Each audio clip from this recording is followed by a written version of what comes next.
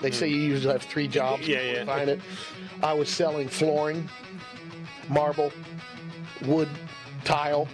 I used to say, you name it, we lay it. And if we can't lay it, we can suck it because we have a steam cleaning division.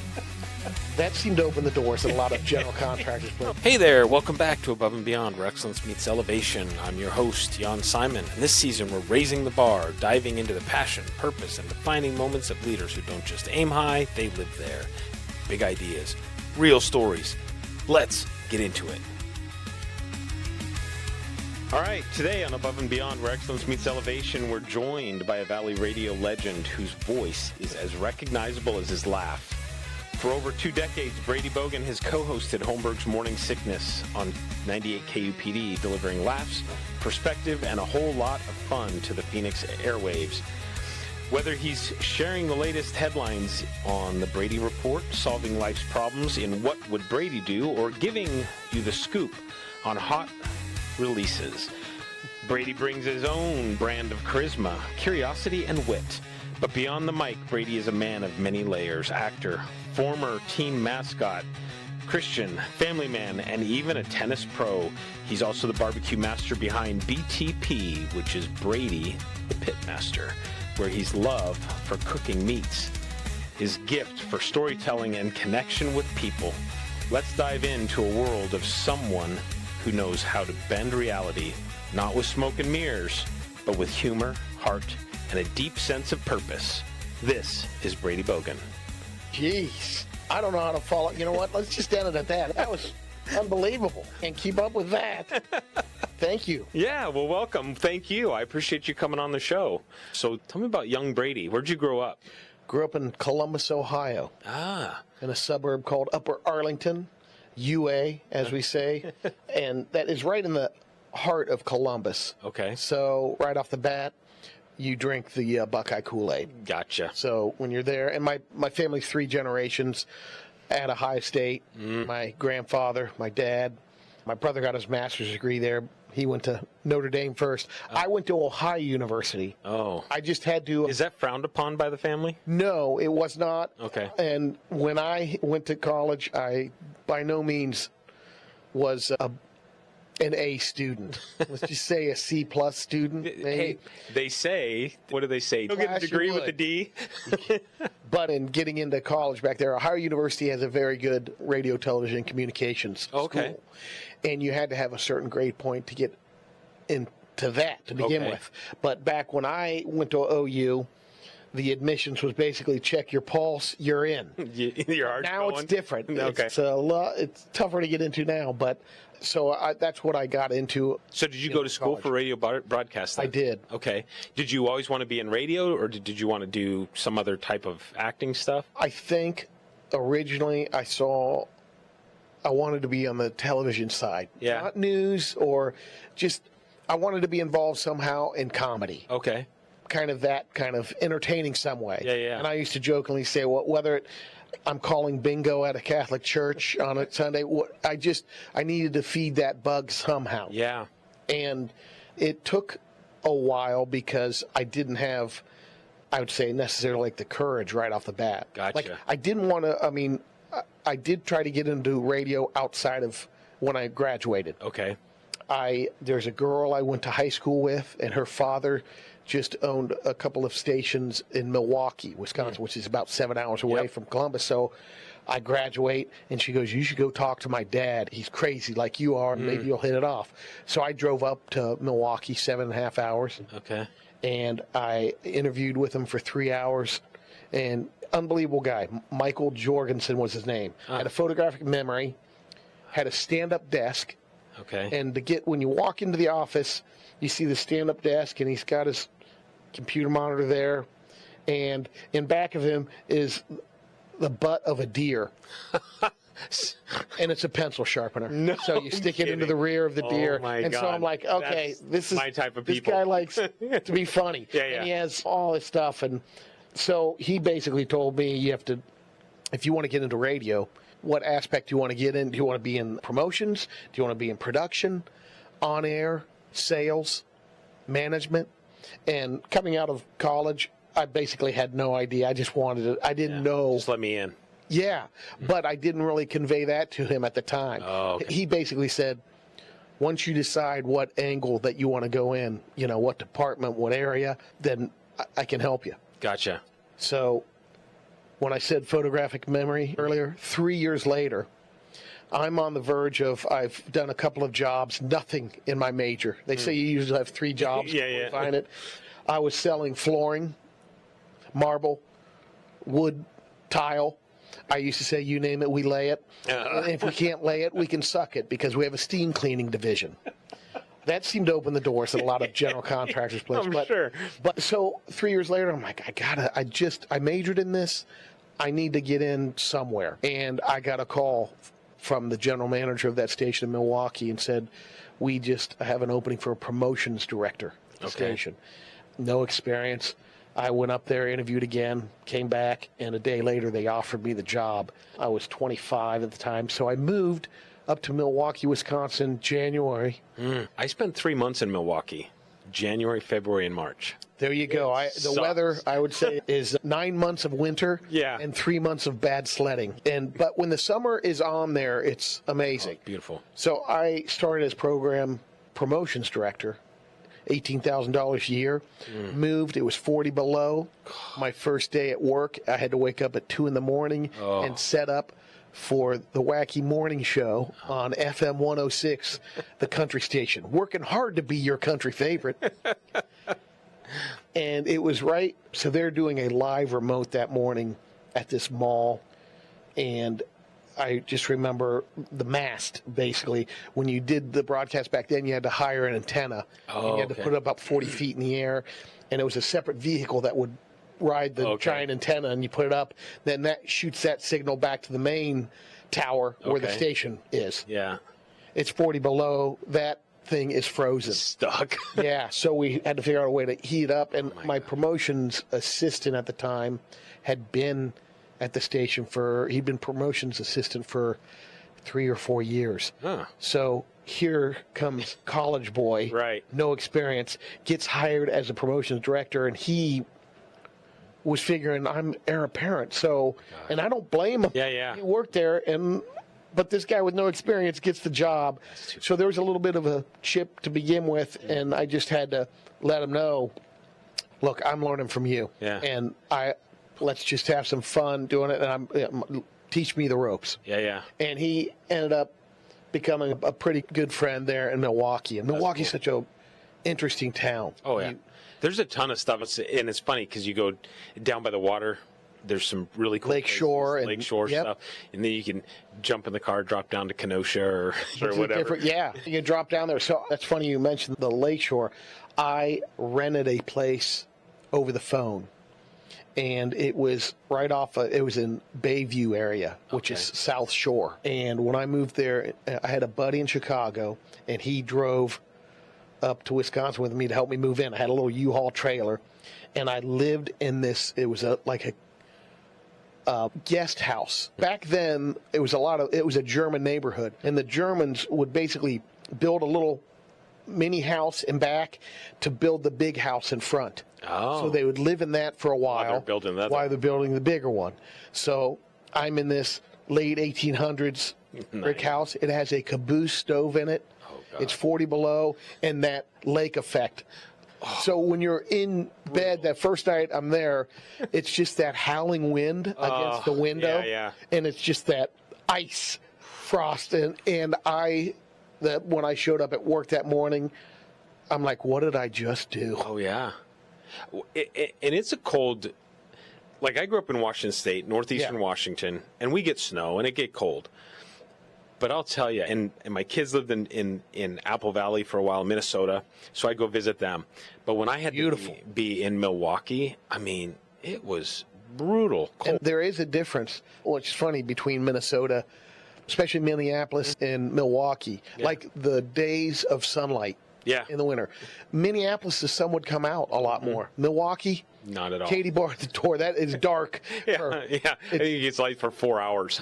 And then, it's funny. I was in Michigan for work one time. Never been in that part of the country. Yeah. I had to go to Kalamazoo, and I thought, I'm close enough. I'm going to go look at this lake. I can see Chicago across the way. Yeah. Like, drive over there. I'm like, holy crap, this is a freaking huge it's lake. massive. It blew my mind. Yeah, Blew my mind. it's like But Milwaukee the same way. Same thing. Huge lakes. and the suburbs around there, the people, it takes a while to become accepted in the community in a way. Yeah. Because some of these people have never been outside of city limits, like 2 or 3 generations. Isn't that crazy? Cash in the mattress.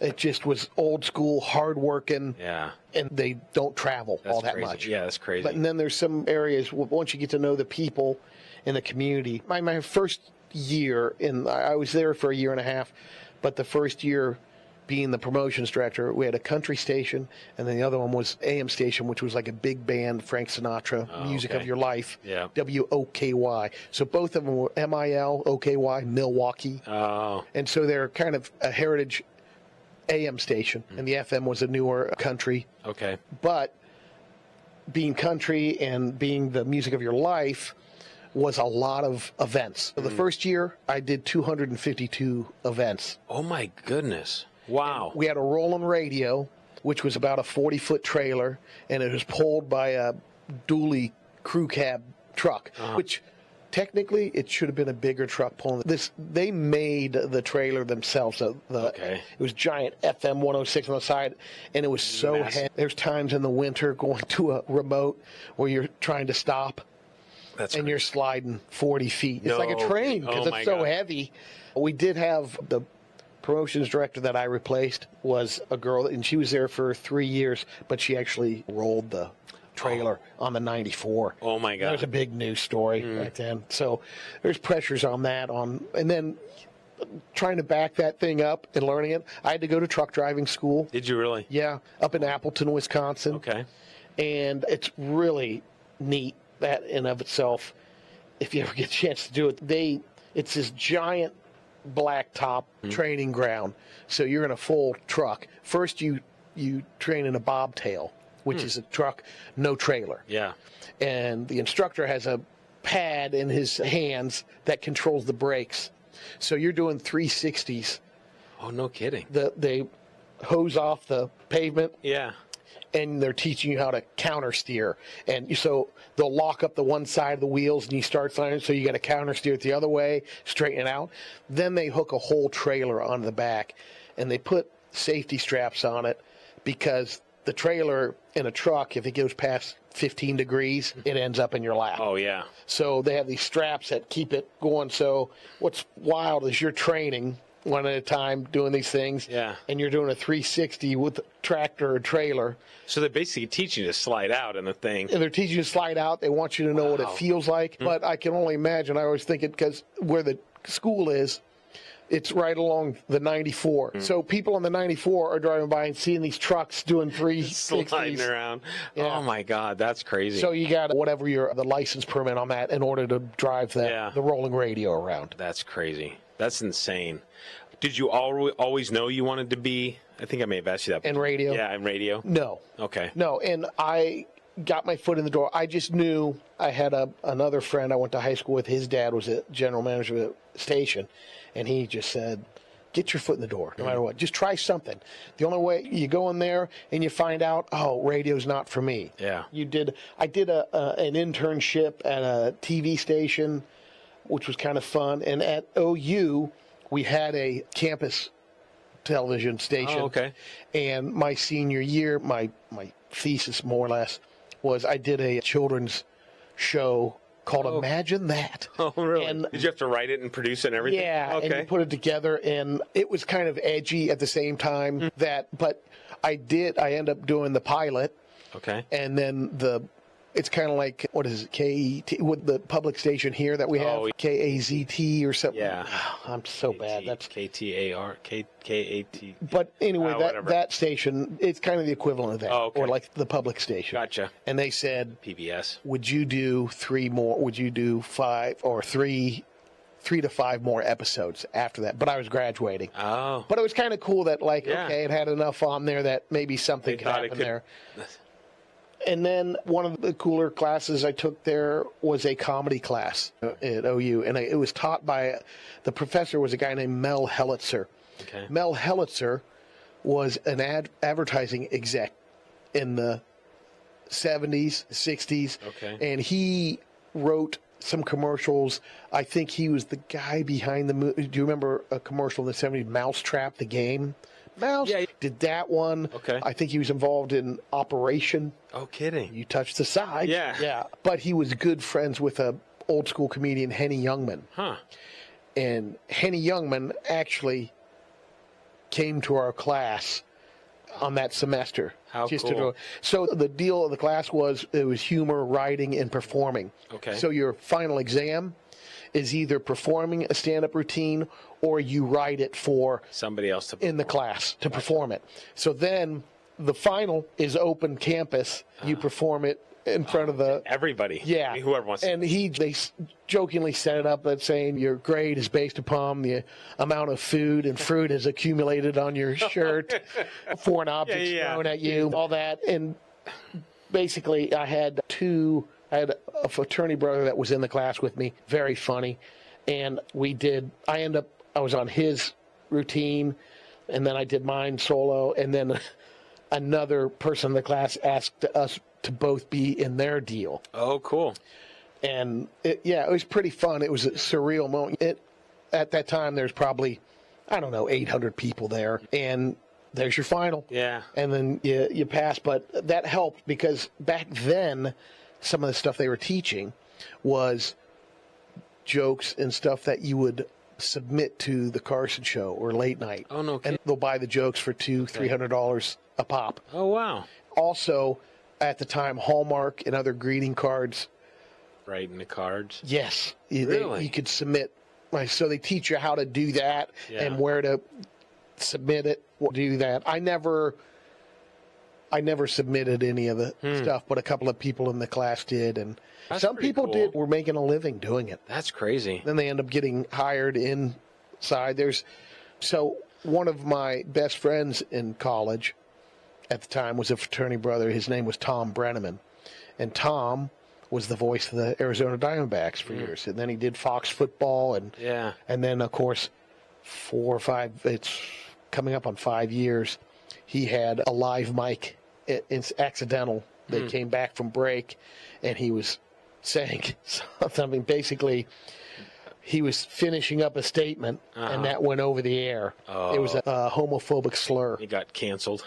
He did. That's too bad. 4 years. Wow. No one. Here's a guy that was doing it for 25 years at the time, and he took it as good as you could. He understood. He came back, and there's shirts that are made after that. He came back on the air because he had no idea. I understand something went across the air, and this might be the last time I'm wearing these headsets. I'm not sure if I'm going to get a paycheck from the Cincinnati Reds or Fox. Deep drive to Castellanos. He still doesn't miss the call, and that became legendary in itself. That he was like, "Oh, you're apologizing, but then you're calling the game." Yeah. Wow. But he just got hired back. CW, the channel. Yep. Channel 7 or whatever. Just started doing CW Sports. Oh, okay. So it's ACC games, basketball, football. Yep. And they hired him, and he's doing mornings at a heritage station in Cincinnati. Oh, wow. I think it's WLW. Okay.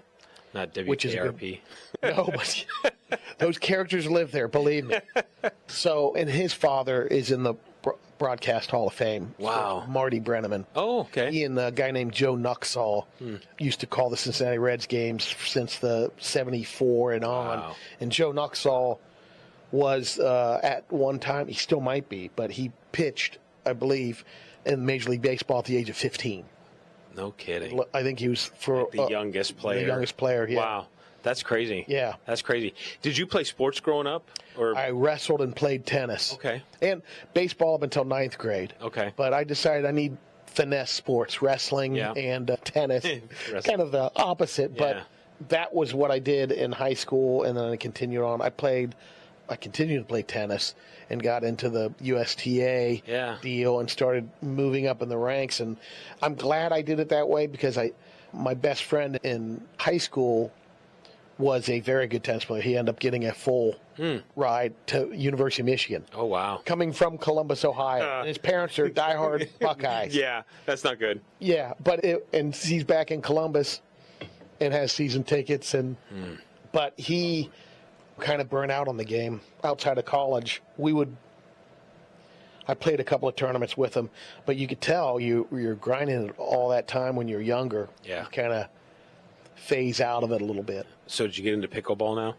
A little bit. Yeah, that's a big craze. It is fun, and a lot of tennis players have stepped it up to the next level. Yeah. Really. Yeah, I was talking to KK yesterday, Kevin. Yeah. Yesterday, and he said that we used to play basketball. So how I met him and Rob and all those guys was we used to play basketball in Kevin's backyard. Yeah. Well, Kevin's built a pickleball court now out of Turned it into a pickleball. pickleball. Yeah. So I'm like, okay, I'm gonna have to come over and play pickleball now. So. I'll have to come over and invade that group Yeah, one day. for sure. It's a fun game, and of course the big thing they talk about is it's also the number one injury. Oh, really? Sport that has injuries. Oh, no kidding. But it makes sense because people that are picking up pickleball are 50 plus. Yeah, it's crazy. I've been over to Palm Desert. I have a friend who's got a place over there, and we've been over there a couple times.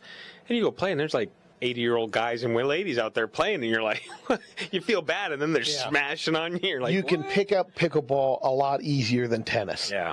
And that's why you'll see a lot of unorthodox shots and strokes. But if you come from a tennis background, you pick up the game really pretty quick. Good. Yeah. Yeah. It has the toughest thing for me is one of the rules and commands is to stay out of the kitchen. Oh, yeah. And that's a battle for me in life, to stay out of the kitchen. But literally. Yeah.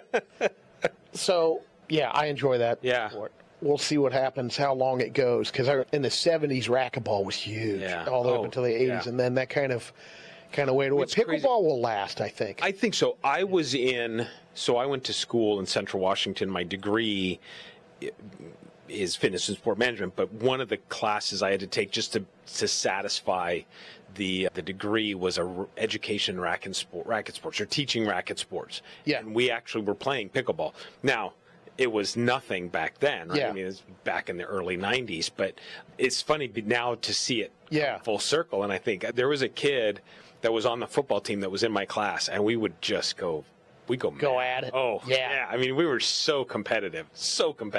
But I love playing. So yeah, I told KK, I'm like, okay, I'm coming over. I'll come invade your court. So when I was picked up tennis at 6 or 7 and played from then, and about when I'm 9 or 10 years old, we brought in at the club that I grew up at, brought in a sport called paddle tennis. So it's a elevated court. Okay. It's designed for winter sports. So it's a aluminum deck that's coated with almost like the tennis. Okay, so like it's a more gritty like surface, sandpaper type thing. And they had propane heaters underneath. So if it would snow, the deck is heated. Okay. So the snow wouldn't accumulate. Nice. For the most part, and it's screened in. Okay. It's like a heavier gauge chicken wire around it, and it's about the dimensions of a pickleball court. Interesting. So over the net, the ball is a solid, not like a lacrosse ball, but a little bit more spongier. Oh, okay. And they want it, it's not Super Ball bouncy. You want it a little more dense so it doesn't bounce up high. Yeah. But you hit it in the court and you play it off the screens over the net. Oh, really? And so kind of almost a cross between racquetball and tennis. Interesting. You get one serve. Okay. And that's a red serve, just like in tennis. And when you get to the upper level of that, it's big in the back east and Midwest because it's cold. Yep. Yeah. And you don't play in the summer at all. It's winter. It is an amazing sport. Like the addiction on that one is just the same. Like you'd think in tennis, an overhead, you got a pretty good chance of ending the point. Oh, yeah. In paddle tennis, you can hit 15, 20 overheads in a point. You're back in the back corner and you're scraping off the screens. And a lob, a lot of times, is an offensive shot. But you're trying to hit the crease in the corners. Oh, gotcha. Because if you hit the crease, it goes straight out. Yeah. It's a great game.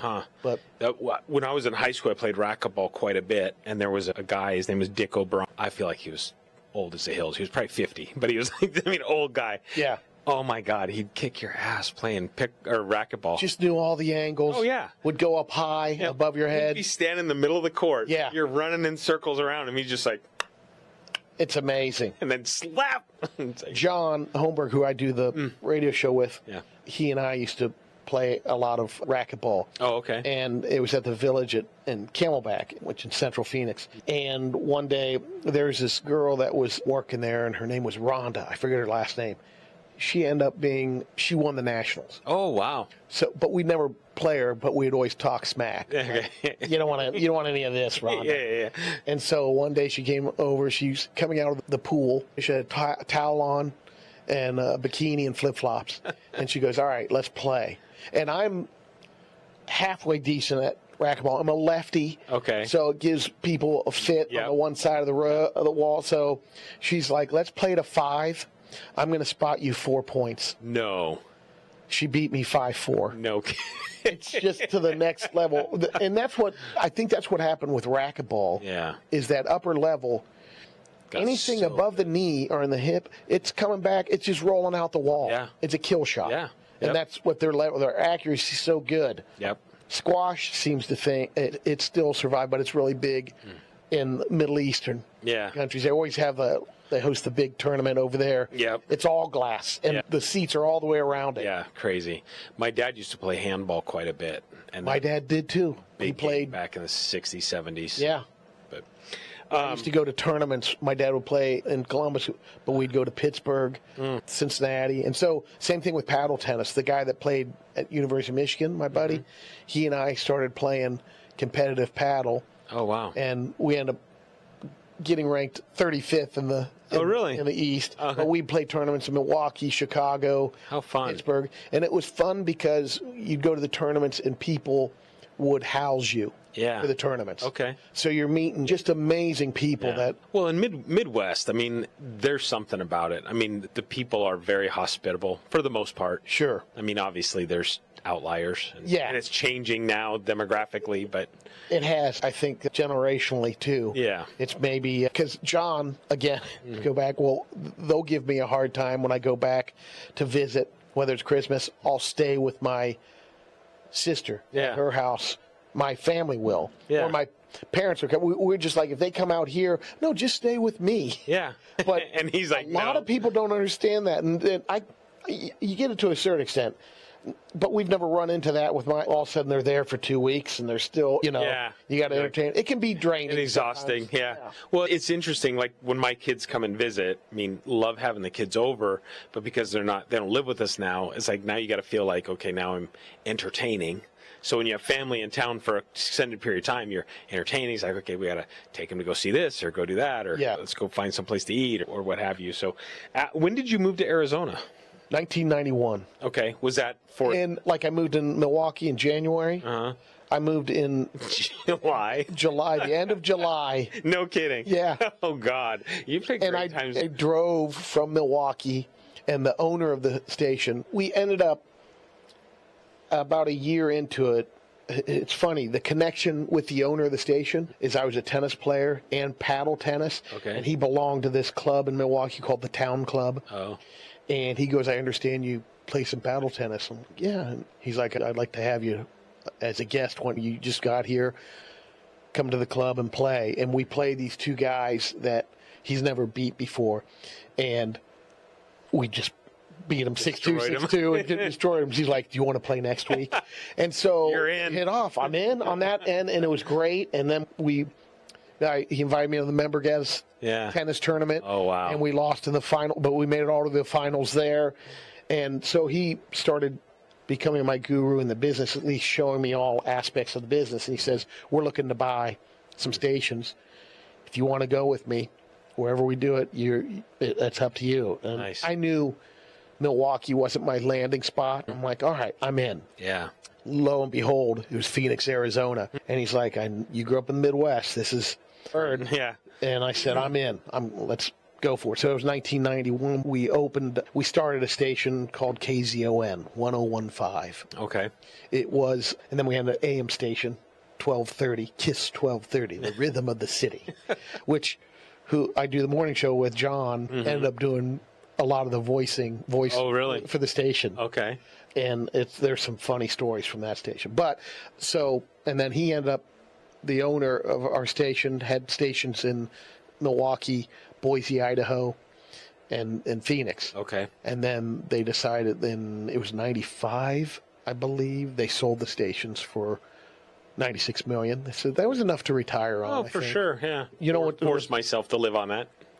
So he did, and he actually moved to Mexico, San Miguel Allende, which is a town. The movie Once Upon a Time in Mexico with Antonio Banderas was filmed in that town. Oh, wow. It's a beautiful town, and the short of it is he had his own demons. This is going to be a downer. He ended up taking his own life. Oh, that's too bad. Here you are, king of the world in a way. I think there's a combination of that and battling depression probably, or bipolar too. Oh, yeah. Well, and it's interesting. There's a mystery on it. Having a conversation with somebody recently where we're talking about that, and it's like, no matter what, at some point, all of the stuff just becomes empty. Yep. And then you're there, and you got to... It's a chase. It's a chase for, a lot of times life ends up being a chase for happiness. Yeah, and it's what you make it. Yeah. I mean, as I've gotten older, and I think you're maybe a couple years older than me, but as I've gotten older, and it's like I've realized life is, this is like whatever I do in my life is what's going to make me happy. Right. So I may as well do things that are going to make me happy, because there's no... And it takes a while to find that out. Oh, absolutely. What it is, and then you discover that happiness sometimes, and you always hear it like, oh, your parents, it's the little things. Yeah. But it's crazy how sometimes that... Absolutely. And don't you wish you could impart that on your children? Yeah. Right? To be able to... And you want that. Yeah. But you got to let them... figure it out themselves. Do their own journey. Right. To an extent. You try to guide the best you can. Yeah. Right. And then they push back, and they tell you how stupid you are. And then when you get to my age... especially, and I mean, but that we had a comedian in, I forget, it was about a year ago, and I can't remember who it was right off the bat, but we were talking about, I had just turned 59, and he was right around my age, 58 or something, and he's like, we've got 20 summers left. Oh, that was great. You think about it, that's like 79. I'm like, oh my God, you're right. Yeah. That has just hung with me the whole time, and as I see it, it's like, I don't know if I want to I don't have any desire really to live the 90s decade. Yeah, watching my parents. Yeah, I'm the same way. Like, my grandparents, all four of them lived well into their 90s. Yeah. For the most part, had their facilities all the way through, but started getting dementia and Alzheimer's and things. My mom's dealing with dementia and Alzheimer's now in her 70s. But, like, I feel the same way. Like, I'm happy to live as long as I can while I'm cognitive and can wipe my own ass. That's probably the number one thing that goes through your mind is you don't want the dementia or go through that, especially if you see a parent or whatever. And on my side, both parents, my dad passed away about 2 years ago, and he was 89, lived 9 lives, and his mind was sharp all the way up. Nice. But that's their fear, because a lot of their friends had been mentally missing for 10 years. Oh, for sure. They still hang out with them. For sure. And you think, I mean, I'm watching my mom right now, and she remembers things long term, short term. We sit here and have a conversation in 5 minutes. What'd you do today? Yeah, it's wild. Talked about that. So tell her again. But that freaks me out to think I'm going to be a vegetable in a wheelchair eating some type of green slop. To your family. No, and I think that's our parents feel the same. The last thing I want to be is a burden. And I mean, I tell my kids, if I'm ever at the point where I can't feed myself, just put me right at the edge of the Grand Canyon. Just leave me there with the locks off the wheels. I will take care of the rest of it somehow. So it's when you come, I always say it's like the intention's to be that way. Yeah. But I don't think, or you realize that's happening. Some people maybe early enough are going, okay, I'm starting to feel the slide. Yeah. And they might own it. But so wild thing is my mom, we had a family friend. Her name was Betty Hamilton. And anyway, she had horrible arthritis. Okay. And she started writing letters to Dr. Kevorkian. Oh, really? And they had a relationship because Kevorkian was very thorough. He's like, she's like, I want to be done. And so you write letters to him, and he sent me your he wants to know the medical files and all that and then look at it. And he's like, you qualify after 6 months. If you really want to do it, I'll help you. So my mom drove her to Detroit. No kidding. And they met at a hotel. It was Kevorkian and his assistant. Okay. And they basically put Betty in a chair and hooked her up. And just you basically hit you push the buttons. And they left her there, and it's up to her. Yeah. So, which is wild. And I didn't know this was going on at the time. Because you have to be very quiet because this was. And so Betty followed through. No kidding. And my mom had to go to the hotel room with the assistant, and he basically says, "Yep, she's passed." Declared that, passed. Now you need. He says, I think he dropped her off, like a block away from the hospital. This is the way you had to do it, and she wheels Betty through the emergency room and said, "This person is deceased." No kidding. And they know kind of what happened. They know it's a Kevorkian deal, and she leaves the body there, and they take the body and do the assessment. That day, she got a call. She was still in Detroit, and the lady that was the president of the Hemlock Society, which I had no idea that even is a society that believes in that too, where hemlock is, of course, a poison. Yeah. And that's why they kind of base it on that they're pushing for assisted. Yeah. And she wanted my mom to be involved with her. And my mom just had lunch with her and said, no, I don't. And what's interesting is my mom, I was mad at first. Yeah. I was mad that she did that. And at the same time, this is a friend that really, her life, she had to have special keys made, Betty. Fingers couldn't move. Oh, wow. And it just felt like your body is being stuck with 1,000 knives at all time. So it's debilitating. Yeah. And I think as you get older, I still don't know if I could. I think as I get older, it's closer. If I could wheel somebody up or do that. Yeah. And I asked my mom that a couple years ago. Would you do it again? And she says no. Yeah. She's like, I want it. I don't. Not that I'm against it. But I don't care to go through that again after the fact. Well, I think there must be some guilt that she carries with that at some level, right? I guess so, because she was raised Catholic. Yeah. And that's totally against Catholic. That's a big sin to take your own life, or more or less. So I think the Catholic guilt was coming in on that. But at the same time, I don't think she. So when my dad at the tail end, he checked out gracefully, more or less. It's like we told him, we were able to sit down with him at the end and say, Dad, you can go. Mom's going to be okay. Yeah. And got this. in 5 days. No kidding. Yeah. I think, I just hope at some point I just fall asleep. Yeah. Right? And I'm just, whatever. But that's my mom's side of the family. Both grandma and grandpa. Morbid. The heart just stopped. Yeah. 85. And my mom is at 86 right now. Okay. And she goes, I can only hope for that. And in fact, I know I will. It's Irish background. Yeah. At what point, too, you're just sitting waiting? Is tonight the night I go to sleep and I don't wake up? I know. I talking to my dad the last couple years, and he was funny. He said, how you doing today, Dad? Well, I'm awake. Yeah. Got my shoes on. But I'm ready anytime. Yeah. And then it just got to the point where all of a sudden you got to hand the keys in. Can't drive anymore. Yeah. It's just not. Someone's got to tell you a little bit, and there's certain things. That would be tough. Oh. That'd be tough. He fired his age in golf at 85. Really? No kidding. Yeah. Wow. That's incredible. So you moved to Arizona in radio, broadcasting. At what point did you hook up with Holmberg, and how did that all transpire? So John, we're at the Zone, and John came right out of, pretty fresh out of he went to that Arizona broadcasting school. I forget what they call the exact thing, but he came. The one down here in Chandler? I think it was. Okay. It wasn't cheap. Yeah. But he's like, I'll do this. And he got in the door at the station, and he was dubbing tapes, doing whatever he can. Whatever they needed, he's like, I'm in.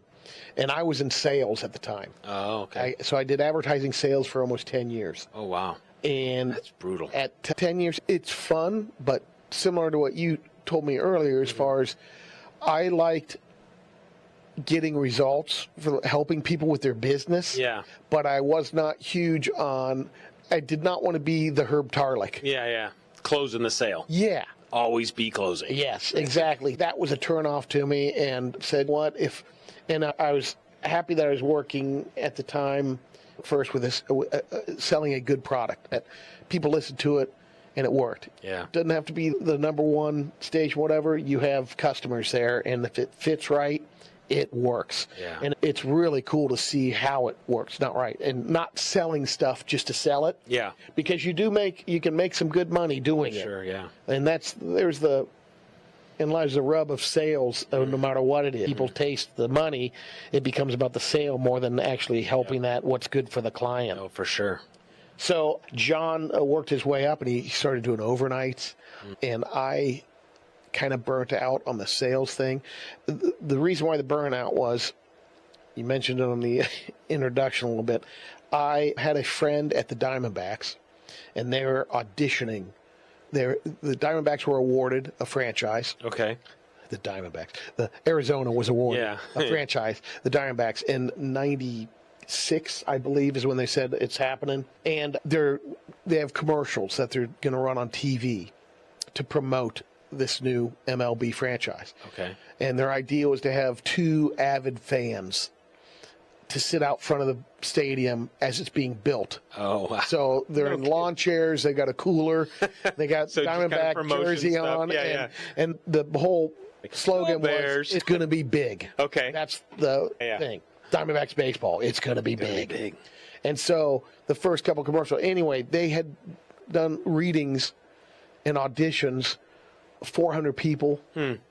And my buddy was the marketing and VP of marketing and advertising for the Diamondbacks. And he goes, I got a guy. And the agency at the time was like, what? No, I'm telling you, my buddy, he's perfect for this. So he calls me up and says, hey, will you come in tomorrow and read for this 30-second commercial that we're doing? And he faxes it over at the time. Yeah. And so the script comes over, and it's like, it's an avid baseball fan. I'm like, yeah. So I go down there the next day, and there's these actors in a bullpen sitting down there. I'm like, what's going on here? And I could hear him saying, oh, he must be independent. I didn't even know what that meant. Okay. Find out later that they have agents. Okay, And they're sent to these auditions. So I go in there and I read the part. And as I'm picturing it, I know baseball, a diehard fan. I do it kind of Chris Farley-esque. Nice. And so I do a reading, and there's probably 6 people in the room watching you. The agency, the director of the commercial, and a couple other people from the Diamondbacks. And all of a sudden I do it the first time, and they bring in a guy that I read with. And I notice the guy's about 6'5". Oh, gee. So I'm the short. It's almost like Lauren Hardy, Yeah. but reverse in the height. Right? And I read with this guy, and they go, thank you. They send that guy out. They bring another guy in, and I'm like, I read with him, send him out. They bring a third guy in, and I just, holy crap. They want me for this part, and I'm doing radio sales. Oh. I don't know if I could even do this, pull this off with my job. That's what I'm thinking. Yeah. And so I read this third part, and the next day they go, we want you to do the commercials. We're going to need 2 days to film.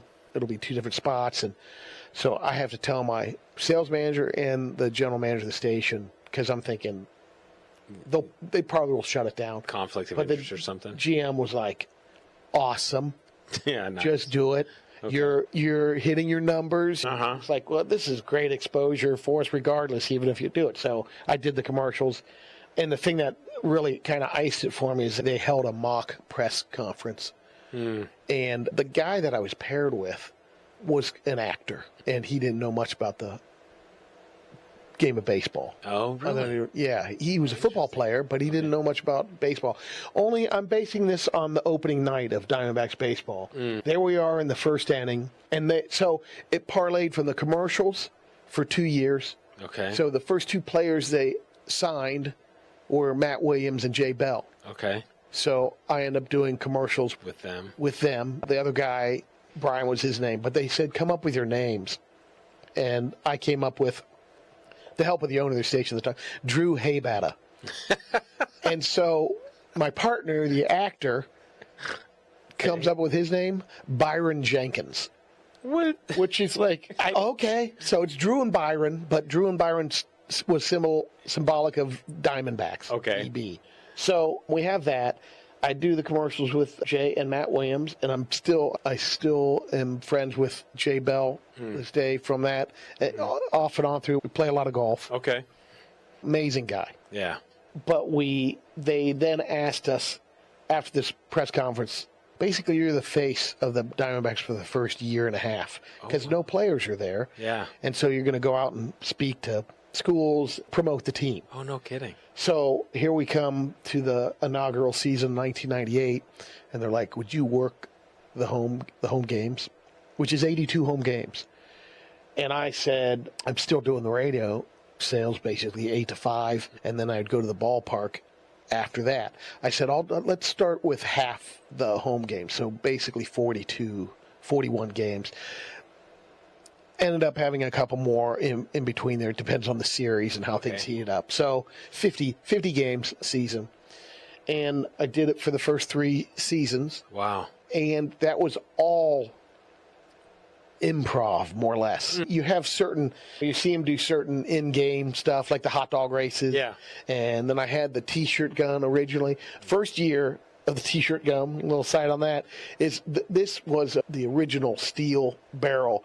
And I could put it all the way into the upper deck. Oh, geez.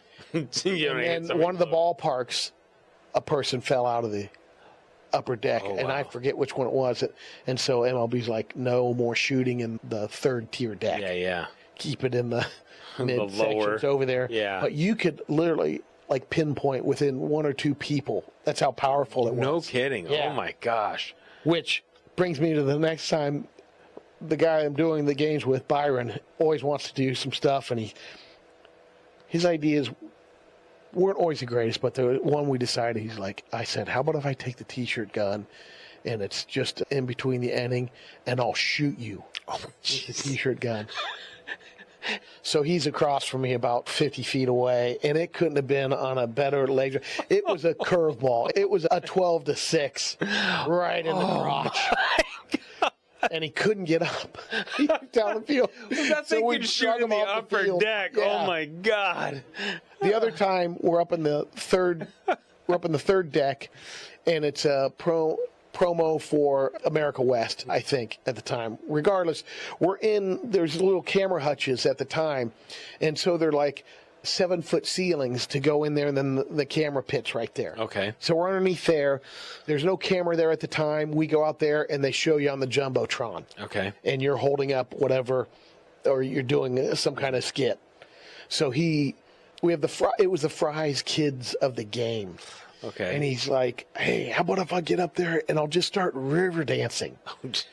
Which is like, okay. And so we have handlers that take us around to the parks, and they're like, shaking their head. I mean, his energy, he's trying. Yeah. And I go, let me see what that looks like. And so he's 6'5". Oh. So he tries to do a Michael Flatley. He jumps up, hits the concrete out. He's laid out. We do the promo. Wake him up afterwards. Oh my God. There was some. It was a blast, and I just ended up working the 3 seasons and was burning it. But that Diamondback mascottery opened up the door for doing a lot more commercials. Gotcha. I ended up doing some commercials, 4 or 5 for the Valley Toyota dealers.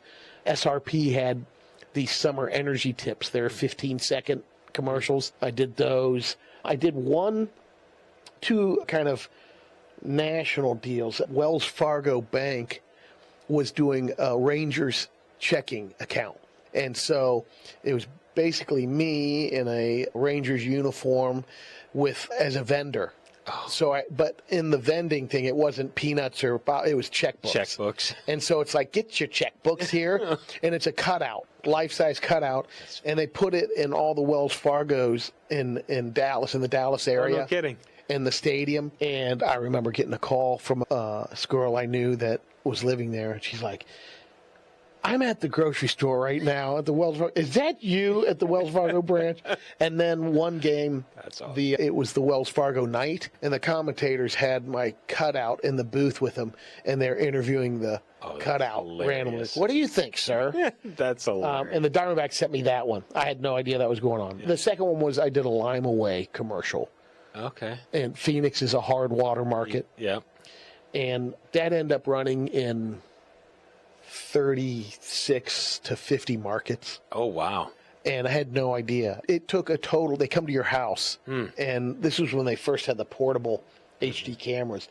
And they just basically said, we're going to film for about an hour of you in your bathroom. I don't want you to touch it because you're single. And that was referred. Another friend said, you should go to this guy's house to do it. So I do a little improv. And I'm like, okay, we like it. We'll use him. And so they had, there's probably 4 people in the commercial that they cut to back and forth about how hard the water is. And I put the Lime Away on my shoulder at the end. I dare you to knock it off. Like the Robert Conrad. Anyway, the commercial runs. And for the next 5 years, I'd get a check for $11,000 to $15,000 for basically an hour and a half. No kidding. Of work, but I would have no idea that the commercials are running. Still running. Yeah, I'd get a call from a buddy in Chicago. Just saw the Lime Away. Did you say cattywampus? That's hilarious. But then you think, so if you land a national commercial, that's why you see like Flo and back in the day when they were exclusive, like Pat from Toyota. Yeah. They don't want him to do any other commercials. He can do sometimes some movie stuff. I don't think he did too much. He came from Second City. Oh, really? He was with, actually, he was some of the guys that were on SNL. He came from that pedigree, kind of. But he ends up doing the Toyota commercials with people. But that's a very good living. I'm sure. I'm sure. McDonald's national ad. Some of those people are making $200 to $500 a year. Wow. Easily. That's incredible. Yeah. That's incredible. Let's talk a little bit about Porkopolis and Brady sauce. If you're good with that. So I've partaken in both. Yeah. Tell me how that came to be. I mean, what got you into that side of the house? The radio biz, more or less. There was a guy, his family owned a butcher shop, bakery, and a restaurant called Midwestern Meats. Okay. It's in Mesa. And he was a sponsor on our AM station. They're supporting Nebraska football, but he also listened to us in the morning, and he goes, I know you like smoking and grilling.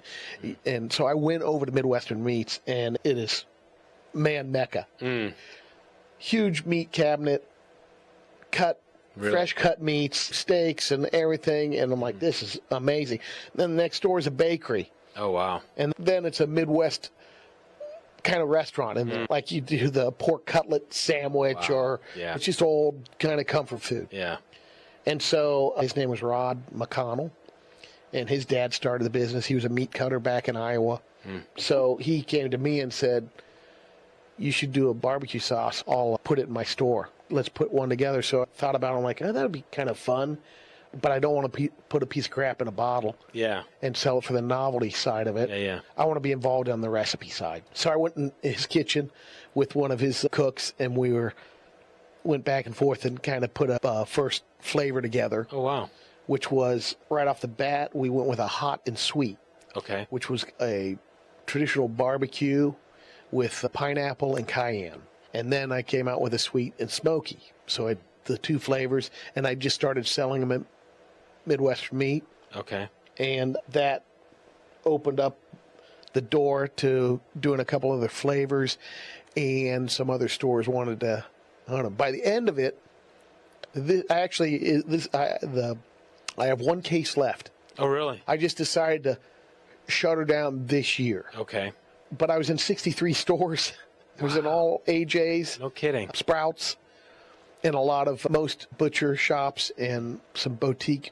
Have you been in the Gilbert Butcher over here? Yes, I was there. I was in it for about a year. Okay. And the tough thing for me is doing my radio job, and really all of a sudden coming when Christmas season would roll around, I would do a 4-pack thing. Okay. I'm the clearinghouse. So I'm packaging up bottles. My garage turns into a Amazon warehouse. Yeah. And it's good, but it's was the juice worth the squeeze at the time? There was a lot of work, a lot of time. So anyway, I did the sauce all the way up until this time. That started it's 16 years. And probably 4 years into it, I had a friend that was a restaurant guy. Okay. And he started a barbecue restaurant in Las Vegas at the Rio called The Rub, which stood for Righteous Urban Barbecue. And they were open for about 3 years. It was a 12,000 square foot restaurant. Oh, my God. So it was big. It's huge. And it was a young kid out of New York that owned the concept, the restaurant. And being young in New York, and he's killing it in New York, he's like, let's open one up in Vegas. So my buddy said they had to go on for about 3 years, and he had to renegotiate the contract to do. He's like, you're not going to, the rate we're doing, it's such a big place, you're break even. If you're looking to make money on this, it just won't pan out. Huge space. And so he knew I had the sauce, so he came back and he was like, what if we do a barbecue concept? So we had the meats, we had the sauce. He goes, sauce is a big battle in barbecue. You need consistency. Yeah. Restaurant consistency alone on everything is when you go to this restaurant, you want the same thing you get every time. Right, yeah. Which in barbecue, I would say of all the meats, the brisket's the toughest to be consistent. And so we opened it up, Porkopolis. It was called Porkopolis, and that's the nickname of Cincinnati, Ohio. Oh, is it? Okay. So my great-grandfather, 1835, German guy named Peter Bogen, George Bogen, they're brothers. They came over from Germany, landed in Cincinnati, and they were purveyors of pork products and wine. Oh, wow. So they started that in 1835. Oh, wow. What's interesting is Cincinnati was the largest provider of pork and wine because the Civil War was happening. Chicago wasn't quite open. The train lines weren't there right off the bat. Yeah, until they got the tracks out there. But Cincinnati was a big supplier. Oh, wow. And there are 5 German families, and that's where they named it Porkopolis. Oh, no kidding. And I have an article from a paper, and it was 1921, and it talked about the pork fraternity, and the Bogen family was in there. So that's cool. I didn't realize how much bacon I had in my blood, and that's where we came up with the Porkopolis name. I checked it out. Could we call it Porkopolis without any copyright infringement and everything? And that's fine. If you go back to the Cincinnati Stadium, they have hot dog stands in there they call Porkopolis. Oh, really? Yeah. Okay. But so we opened it up. It was an 8-year run. 4 years where it was really good, and the last 4 get tougher and tougher. Meat costs, brisket went up $1.50 a pound in 1 year, so there's $50,000 off the bottom line. Yep. And then minimum wage, just all the stuff that you're fighting. Like, if we would have done these numbers in year 1, we'd be broke. No, we would be profiting. Oh, would you? Okay. But the cost kept going up. It was kind of a wash. So the last 3 years, it was break even. And the one thing we did was we opened a second location. And I left that up to my partner because he's a multi-location guy to begin with. Gotcha. If I were to look back on it, I probably wouldn't have opened the second one. Just stay with the one. Just a little patient. Yeah. Because the design was to open up multiple locations and then take it from there. Gotcha. If someone comes around and wants to franchise or whatever. Yep. Yeah. It was a fun run. It was taxing on the family. My daughter was pretty young at the time. Okay. And it was just, if you're in the restaurant biz, whatever time you think you're going to spend there, double it. Whatever money you think you're going to spend there, double it. Triple it. And now it might be triple. Yeah. I was actually meeting with one of my clients today who's a restaurant owner. Sure. Multiple locations. And we were talking about that, about not only the cost of labor, which is massive, the cost of food, obviously. Yep. But then also the employees that are kind of entitled, and turnover is big. Yeah. It's a never-ending battle on that. You'll always have, especially when you first open. There's one restaurant that just opened up, and it's a buddy of mine that has multiple locations too. Okay. And I asked him, I go, what did you spend on the build-out? $3 million. Oh, whoa. No kidding. Wow. $3 million is like the $1 million. Like that was to TI money when you release the improvement. Some of these restaurants will spend that, but you drop that kind of money You're so far in the red there. You need to, what you do is it's a 3-year turnaround. Most of the formula on that I've found is it's 3 like, years. yeah, if you invested in a restaurant or something like that. Gotcha. 3 years is when you want to do like the first payout. But if you go gangbusters right off of that, you can do distribution earlier. Gotcha. Yeah. Oh,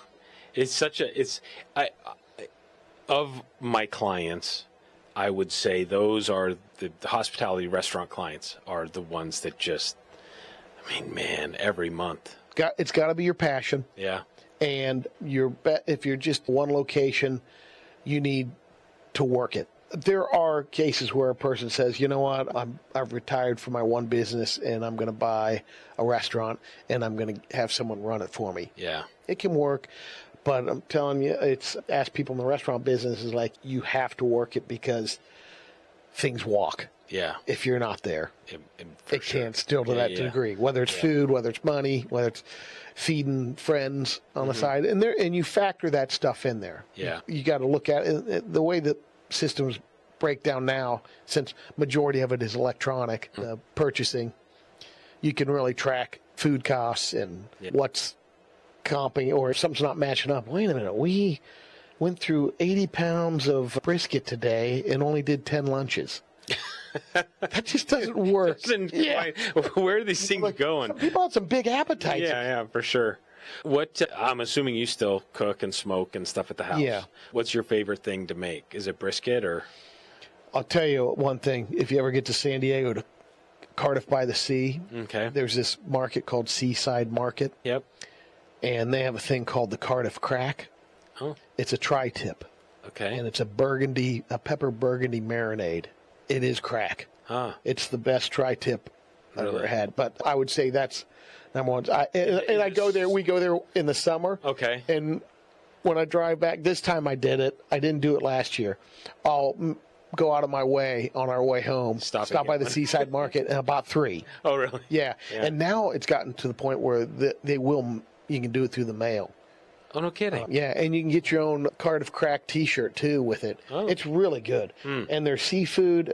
It's an amazing market. But anyway, tri-tip. I love doing beef short ribs. Okay. I don't do as much brisket anymore unless I'm having people over. Only because there's 3 of us, my daughter, my wife, and I do a 20-pound biscuit. Yeah. I'm not a guy that I'll eat a brisket for Every 2 day. weeks. It's a problem. You want a variety. Yeah. But on the smoker, it's so fun from chicken. But then I started doing stuff like smoked scallop potatoes. Oh, interesting. You can do some smoked desserts too, like a brownie I've not tried fudge. that. We've done smoked mac and cheese. Mac and cheese is in it. Done right, you got to let it settle in. Yeah. Even smoking cheese is tougher. That's got to be really low smoke. And there's different grades of smoker. I became really good friends with a guy named Mike West, and he owns a company called Barbecue Islands. Okay. And that's if you're looking for rubs and sauces. They carry my sauce and rubs for years. Oh, okay. But they've got hundreds. You can go there, and there are some really good rubs and sauces out there. I'll have to go check it out. Is that here in Gilbert? There is one on Power and Ray. Okay.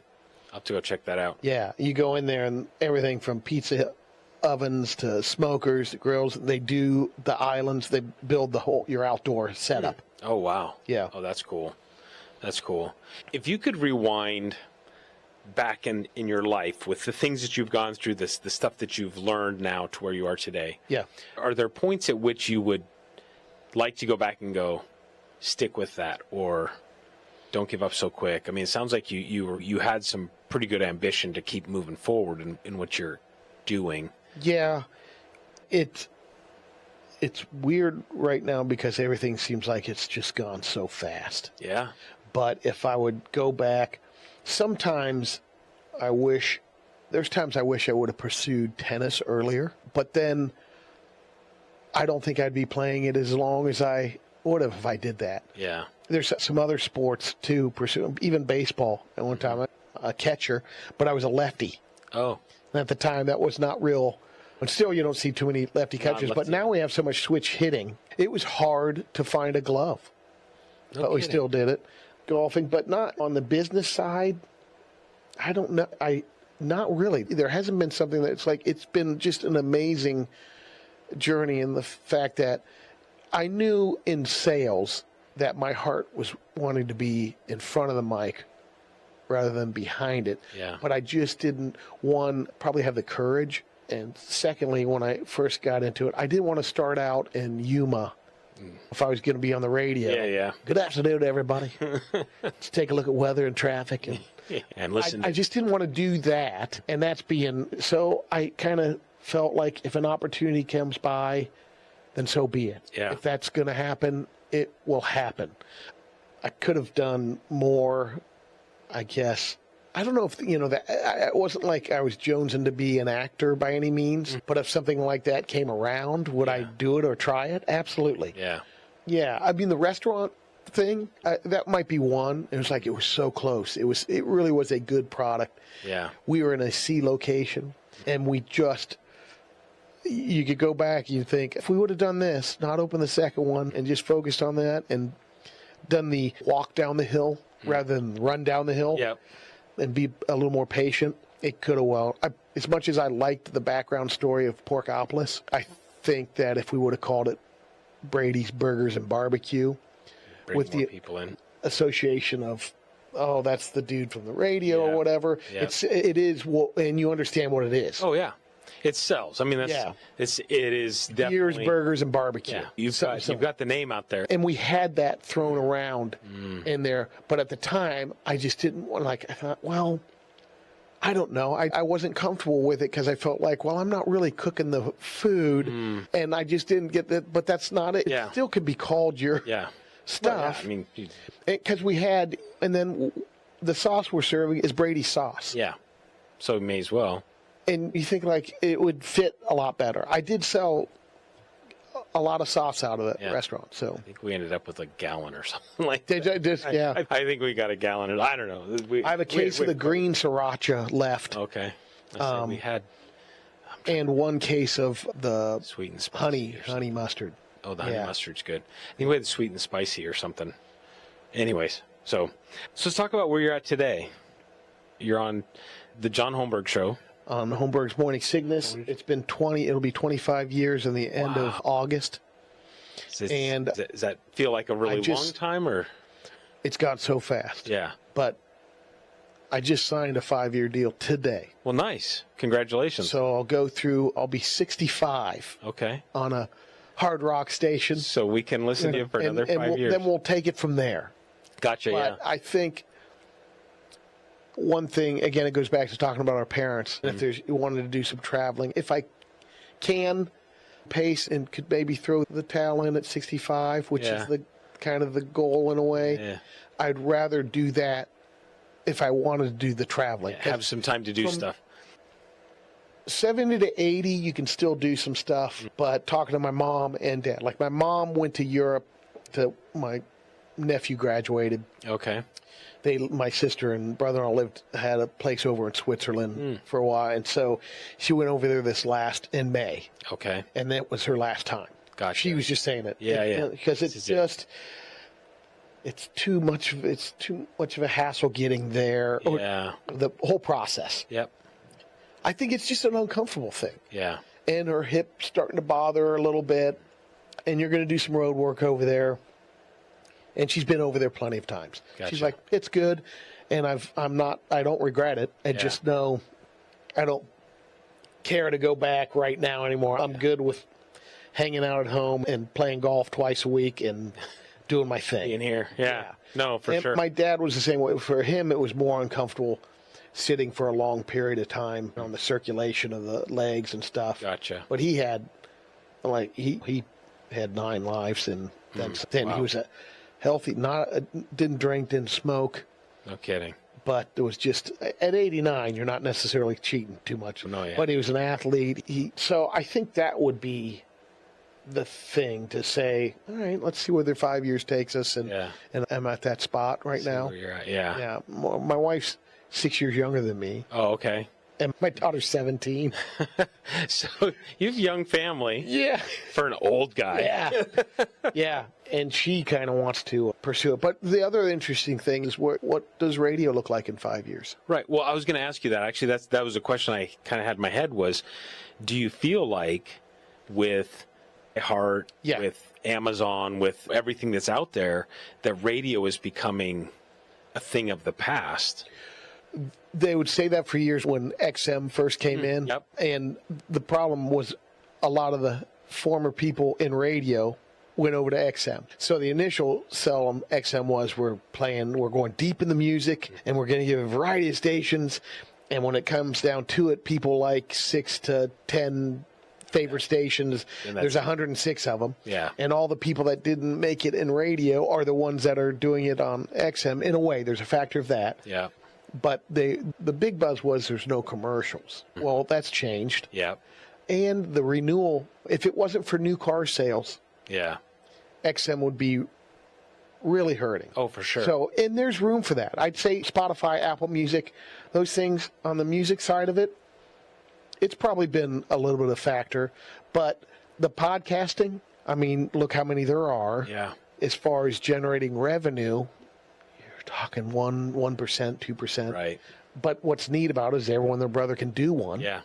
Radio is free. It's still a free thing. But the king is content. Yeah. And that's why podcasts, you've got some people that just people are going there for the content. Yeah. Knock And it out of there's the park. no one looking over your shoulder necessarily.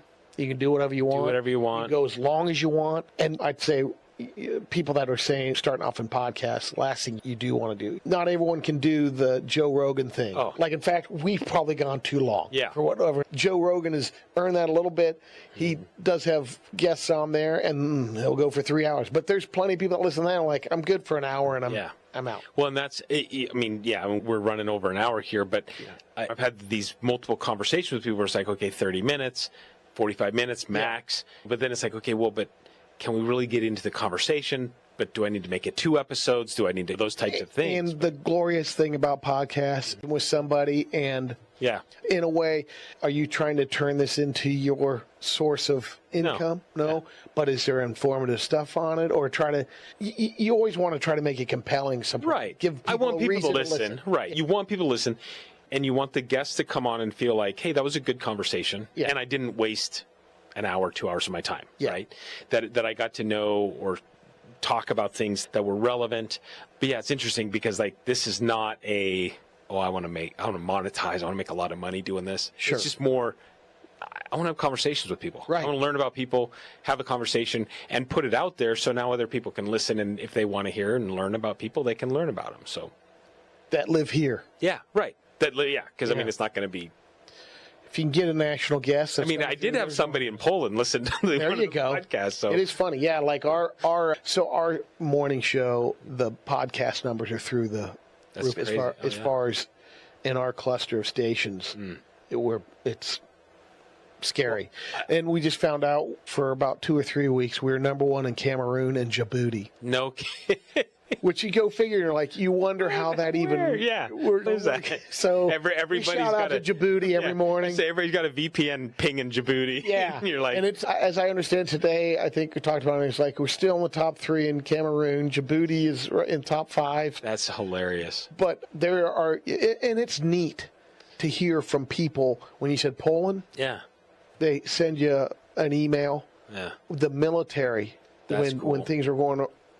Even active, and when crap was going down, we're hearing from them. They change it. We get pictures of HMS 98 on some missiles. That's crazy. That's crazy. Awesome. Yeah, it's so cool. I mean, and it's interesting because I've just kind of become a fan of the show in the last couple years. Probably. I mean, Christine's she grew up at Shadow Mountain, so she's listened for. I guess you have them 23, 25 years. 25 years. So, but I can't tell you how many times I'm laughing. I mean, I'm busting up just laughing. But your humor is my kind of, this is sophomoric, my kind of humor. Sure, yeah. And when you start talking about no whatever holds you're barred. Which then I sit and I go, how the hell are these guys getting away with this on Right. the radio? Yeah. Right? When you think about like a Howard Stern who basically got canceled because he had to go to XM or Sirius or whatever. He went to XM for $125 million. Well, yeah. So that's right. not a, I mean, he didn't get decide on canceled. But still, I mean, you think about that. Sure, where it's he like, went through his shares of Right. People- fines, yeah. the FCC. Yeah. The big things, I think the reason why we talk about what we do and we can is because it's not malicious. Yeah. You're not going out of your way to talk about this because but you're also paid in a way to push the envelope a little bit, or at least it's freeing in a way. Well, and I think you have to be. Comedy is supposed to be on the edge. Sure. It's supposed to, in my mind, highlight those things that we all know are true with regards to stereotypes and that sort of thing, right? We know it's not true. When you say, whatever, I'm going to say something that offends somebody, right? Sure. But when you say whatever it is, it's meant to be edgy. It's meant to be... Well, it's real. Yeah. So it's like normally what the topics we talk about is something that you might talk about in the locker room or at the office amongst guys or amongst mixed crowd. And we're doing that. Yeah. And I love it. I mean, honestly, I love it. The biggest thing is it's just amazing that it's been 25 years. And it's crazy. This week we have Brett, who is on our show. Well, it'll be 5 years for Brett on Monday, basically. Oh, wow. Okay. Yeah. And Rich, it's wild that it just works. Yeah. It just kind of, when John had asked me, hey, would you want to, I was hired initially as a producer. Oh, really? Okay. Yeah. 25 years ago. And we were a week away from not even being here because our second week on the air was when 9/11 happened. Oh, wow. And that's a whole other story. Yeah. John's girlfriend at the time was in Tower 2. No kidding. And we were on the air. Oh, my God. And she had a meeting with, I think, American Express on like the 86th floor at 9 o'clock. And her boss was running late. So he told her, go back down to the 6th floor, wait in your room until I get there. And then the one towers hit, and they said, stay in your room. They said, there's been a disturbance. We're just checking out. The first report was a Cessna ran into one of the towers. And then, of course, second one swings around, and they said, all right, get out. So she ran out of there and tells the story of some of it was a combo that you get what you think you see and what you're living and what you're actually seeing. But it was swinging around on the second one, and they're all running, and then you can't see anything. We were calling her on the air. We didn't finish the show. We went right to a news feed. Gotcha. And I'll never forget our GM at the time, who has passed on since, Chuck, was like, the main thing he said, don't miss any commercials. Like, really? We got to make the money. I don't know, a big deal here. I don't know. And we laugh at that. And John jokingly says, because he's no longer with his wife. Oh, okay. His first wife. He's like, Al Qaeda just missed one. He's like, they didn't do the job. Well, John must be slow on the uptake because he didn't learn quick enough to. Oh, yeah. Right. But, that was weird. We go off the air, and he couldn't go over there for, I think it was 4 days, and he was able to take the first flight to New York to go pick her up. Okay. And who knew where this year, 2 weeks into this show. Yeah. And really, after experiencing something like that, how does John feel coming back? And you're going through all this stuff, and we just started back up. And at the same time, we needed that humor. Yeah. We need that was for sure. And it's amazing because we were talking about that not too long ago. Like, man, this could have easily just never happened. Yeah.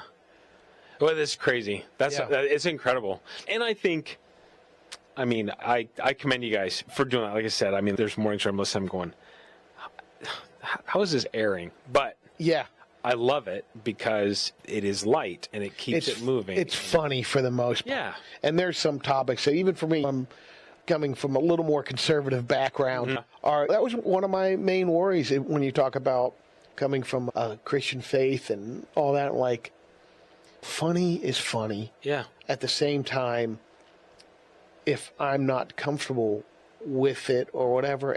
There's only been a handful of times that but we've always said, don't be afraid. Don't. Yeah. If that's not your Yeah. deal, you don't have to jump in. Just don't be a wet blanket. Yeah. And for the most part, we've never really, No. in the 25 years.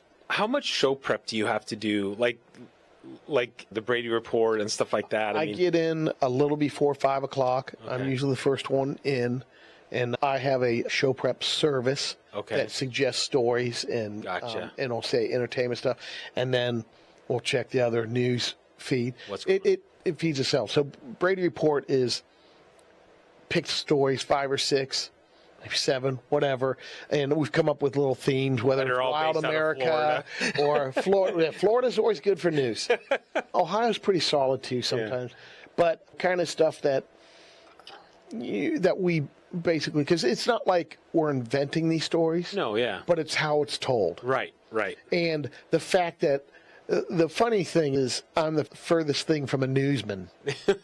and I just don't like that necessarily, but that's why I do it. That's why, you're the guy, because you're going to hammer words, and we'll have some fun with that. Yeah. I'll tell you what. It's an eye-opener when you realize you're doing stories. For years, I've been doing it for 25 years, and it's such a learning process to begin with. That's awesome. And so that's how that happens. And then, really, it's spontaneous. It's probably 85%. We have our benchmarks. Yeah. Brady Report, Mondays, what would Brady do? Entertainment Drill. You get premature releases on Tuesdays. Guadalupe Squares, which is every Friday. Okay, yeah. And so then you go from there, and then we'll have comedians on most Thursdays and Fridays. When they're in town or whatnot. Which is there more and more now. I mean, I feel like there's more comedy clubs. There's a good batch of young comics coming around, too. But, and we have a great relationship with Matt Coleman, who has a Stand Up Live and Tempe Improv and Desert Ridge Improv. Yeah, which is... And all those guys, you think about it, these comedians that come through town, we've been doing it for 25 years. So we've known... most of them. We see them once a year for 20 years. It's wow. A couple of them talk to in between throughout the year and run. That's fun when you come up with something like, hey, can I use that? Mm-hmm. Every once in a while that will happen. No matter, it surprised you who it would be. Yeah. Like I was talking to Rob, Big Rob, which no longer so big. Yeah. but we Big Little Rob. Yeah, Big Little Rob. We were talking, and it's that whole thing where do you listen to other podcasts? Do you listen to other comics? Do you listen to in fear of stealing somebody's? Yeah. John's bigger on that he doesn't want. I mean, he'll listen, but the reason why he won't, just because of that, doesn't want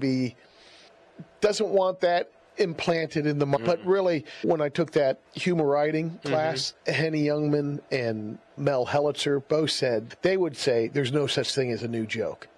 But they said you just package it better, redo it. But there have been definitely some blatant ripoffs. And there's some comedians that you'd be blown away that actually bought their their character. Thing, yeah. Well, and I would think too, like, and we'll say the delivery, but the vessel, the comedian, I could tell a joke one way, and it would be flat. Somebody could tell the exact same joke. Delivery. And it could kill. Delivery and timing. Right. Yeah. So, anyways, last little piece here we'll talk about, and we'll wrap this thing up, and I really appreciate your time. Sure. Do you have any, favorite moments on the show that stick out in your mind where you're like, that was just, whether it was a funny thing or something you guys did? I mean, I know you guys do a ton for the community and for the rescues and stuff like that, but... Well, there are, there's a lot, but that's funny. One that came to mind was we would occasionally do pranks to some guys in the building. We had this one guy that was on in the morning with us for almost 10 or 12 years. And he had went to a concert the night before, but he's bragging that we weren't going. Because usually we say, for me, during the week, it's a school night. I don't like being up till midnight and then waking up at 4. But I can do it for a day or two. Yeah. But for the most part, it has to be really a band that I really want to see. And being in so long, you go to a lot of events. Oh, I'm sure. So you kind of get like, it's got to be Been there. But and you become a snob in a way. You feel like. But anyway, he was talking about this band coming out, and he's like, "Let's go," and I am not going. And he's like, "Come on, John, don't be a pussy. You gotta go. Let's go to this band. I'm gonna get so high." And so I called John that afternoon. I'm like, "Hey, he's going to this show. I got an idea." And I go, "What if we bring my buddy Doug in as a doctor, and he's here for a random drug test tomorrow?" No. And so he's like, "That's brilliant. Let's do this." And we start working things out. I'm like, "Okay, let's do this." So the next morning we're on the air, and we tell our program director and that we're doing this thing, and he's like, "I'm in." And basically over the intercom, so our program director at the time announces like, "Hey, it's a random drug test for the company." No. And you just see his face just go pale white. What? Yeah, the company just decided to do this. I'm like, "Oh, okay." And he's like, "I am so busted." And so we're like, I think we can help you get out of this. I heard teriyaki sauce and Old Roy dog biscuits will dilute your urine. So I go to Walmart and I buy these Old Roy dog biscuits and this generic teriyaki sauce. And you dip the biscuits in there and he's eating them. And so they're gradually, the announcement would come up and say, "Brady Bogen to the bathroom. You're next on the test." "Oh, okay, I got to go." And so he's waiting for his name. So he's pounding the biscuits in teriyaki sauce. And so then he gets his name called. It's like he goes in there. And so my buddy came in, and he's in a lab jacket. And he's got the cups and everything. And so he's in the bathroom with him. And, of course, he's got stage fright, and then he's also squirming. The funniest thing is he's not the best under. That's why we knew he could do it. Yeah. He's buying into it. He becomes delusional. He tries to bribe. Oh, no kidding. Doug with $3. But I can get more. I can go to the ATM and get 40. Because our thing is we have these things called payday stuntman. We knew he's always spending his check. He was check by check. We'd push the limit. John would go, $500 if you eat the hottest pepper in the world or try something stupid stuff. Payday stuntman, we called him. Anyway, so he's like, "I can get $40 more." And he's like, so Doug comes out, "Guys," and we're all sitting in the program director's office. "Guys, he just tried to bribe me with $3. And he thinks he's done. Life is over. And we bring him into the room to basically like, "You're punked." Yeah. And we say it to him. It doesn't register. No. Oh my God.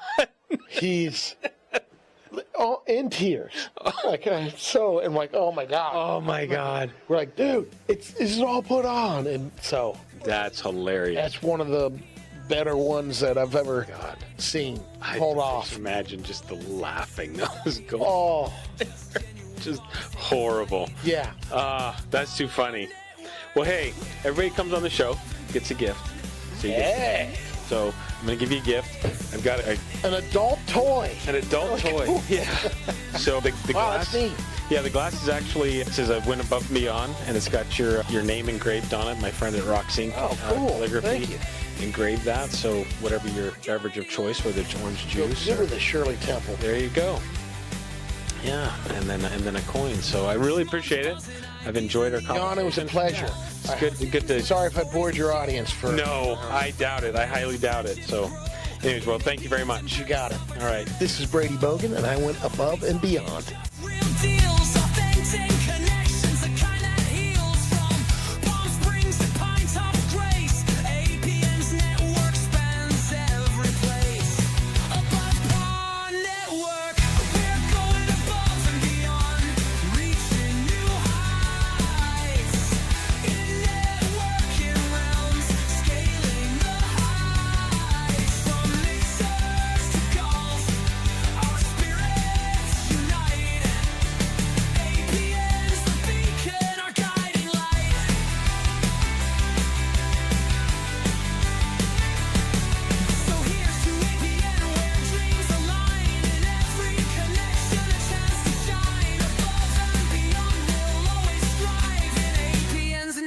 work, we truly thrive.